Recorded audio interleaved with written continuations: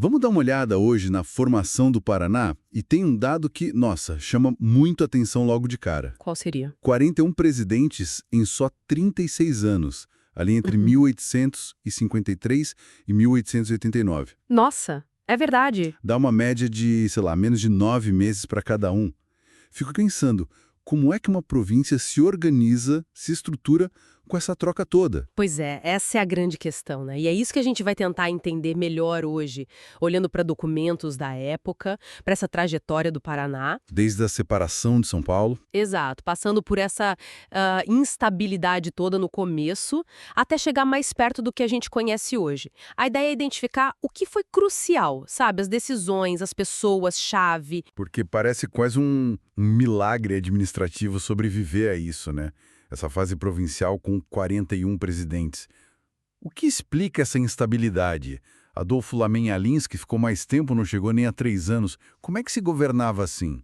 Olha, é importante entender o papel desses presidentes, né? Eles eram nomeados pelo imperador. Ah, tá. Não eram eleitos localmente. Não, não. E muitas vezes a missão principal deles era, bem, garantir vitória eleitoral para o governo lá do Rio de Janeiro. Entendi. Funcionavam mais como delegados do império do que como gestores pensando no longo prazo aqui para o Paraná, sabe? Quer dizer, a instabilidade era um reflexo de como o centro via as províncias. E a estrutura inicial era bem pequena, né?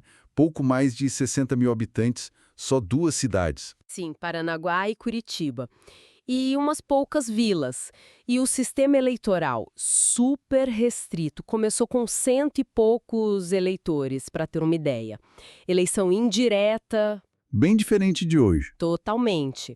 Mas, com a emancipação, o Paraná ganhou direito a um senador, um deputado-geral e uma Assembleia Provincial com 20 membros. Alguma representação surgiu ali. E nesse cenário todo aparece o Zacarias de Góes e Vasconcelos, o primeiro presidente. Ele parece ser uma figura-chave, né? Fundamental. Um homem de, assim, grande visão política e administrativa para a época.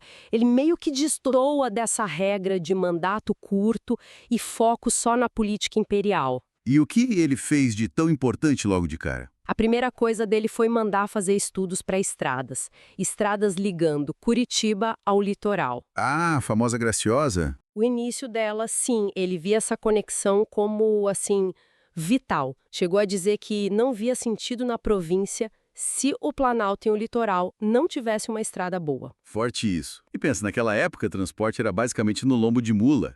Então ele focou no essencial para a economia e para integrar a província. Faz todo sentido. E a escolha da capital? Rolou uma disputa, né? Rolou entre Paranaguá, Guarapuava e Curitiba. O Zacarias apoiou Curitiba, que acabou sendo oficializada em 1854. E por que Curitiba? Os argumentos foram localização mais central, já tinha mais gente, mais eleitores, o que facilitava administrar a justiça. Paranaguá era o porto, importante, mas Curitiba articulava melhor o interior. Guarapuava era vista como muito longe, muito isolada na época. Uma decisão bem estratégica, então. Com certeza. E além da infraestrutura e da capital, ele também organizou a máquina pública inicial. O que mais?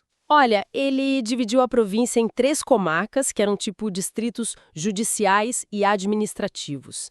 Criou a companhia policial, deu início à Estrada da Graciosa, como a gente falou, e organizou as primeiras escolas, até com aulas de francês e inglês. Puxa. E ele conseguiu ter uma relação boa com a Assembleia Provincial, o que ajudou a botar essas coisas para andar. Mesmo com a rotatividade que veio depois, essas bases devem ter sido importantes. O desenvolvimento continuou, mesmo que aos poucos. Sim, sim. Outros presidentes, mesmo ficando pouco tempo, deram sequência a algumas coisas. Teve o Francisco Liberato de Matos, que incentivou a imigração europeia. As colônias, né? Assundi, Superagui. Isso. O Lamenhalins, aquele que ficou um pouco mais, focou em educação, criou a Escola Normal, o Liceu Paranaense, e teve o Manuel Pinto de Souza Dantas, que começou a ferrovia Paranaguá-Curitiba. Um projeto enorme. Gigantesco para a época. E o João José Pedrosa, que ligou Curitiba a Castro, por diligência, construiu o Teatro São Teodoro, que hoje é o Guaíra, trouxe iluminação pública. Então, apesar da instabilidade política, alguns projetos importantes avançavam. E aí vem a República. O Paraná seguiu o ritmo do Brasil. Totalmente. Na Primeira República, ali de 1889 a 1930, o poder ficou mais concentrado em algumas figuras, tipo Vicente Machado, Xavier da Silva. E um marco desse período foi a criação da Universidade do Paraná, em 1912, um sinal de amadurecimento. Bem importante. E a Era Vargas, 1930-1945? Um período conturbado. Foi. No Paraná, teve o governo longo do Manuel Ribas, bem popular, mas também polêmico. Foi a época que a Companhia de Terras do Norte do Paraná se consolidou de vez. Ah, o café. Exato. Impulsionou a colonização e transformou o norte do Paraná naquela potência cafeeira. E teve também a criação do Território Federal do Iguaçu, em 43, pegando um pedaço do Paraná e de Santa Catarina. Uma decisão de Vargas, né? Controle federal na fronteira. Exatamente. Estratégico para o governo federal. E depois de Vargas, o Paraná continuou acompanhando as fases do Brasil. Desenvolvimentismo, ditadura, redemocratização. Sim, seguiu o fluxo. Depois do Estado Novo, governos como Lupion, Munhoz da Rocha, focaram mais em agricultura, ferrovias. Aí, durante o regime militar, com Ney Braga, Paulo Pimentel, Jaime Canet, o foco virou mais para a industrialização, rodovias, bem na linha do milagre brasileiro.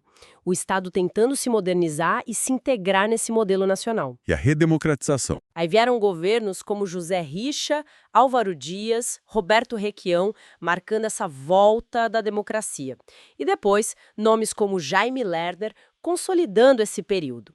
O Paraná sempre se adaptando, respondendo aos cenários nacionais. Então, resumindo essa jornada, o Paraná começa com uma instabilidade política bem forte, mas tem um impulso inicial importante, com o Zacarias focado em infraestrutura, em organizar a casa. Isso. Depois, passa por fases de desenvolvimento, às vezes mais pontuais, mas sempre se alinhando com as grandes mudanças do Brasil, seja na agricultura, na indústria ou na política mesmo. É uma história interessante de primeiro superar aquela instabilidade inicial e depois de se adaptar continuamente. O que nos leva a pensar, né? No quê? Naquela visão do Zacarias, da importância da ligação Planalto-Litoral. Como será que a história do Paraná teria sido diferente se essa estrada, essa conexão fundamental, tivesse saído bem mais cedo? Ou se tivesse enfrentado outros problemas lá no comecinho? Fica essa reflexão sobre o peso que as escolhas de infraestrutura lá do início tiveram, né?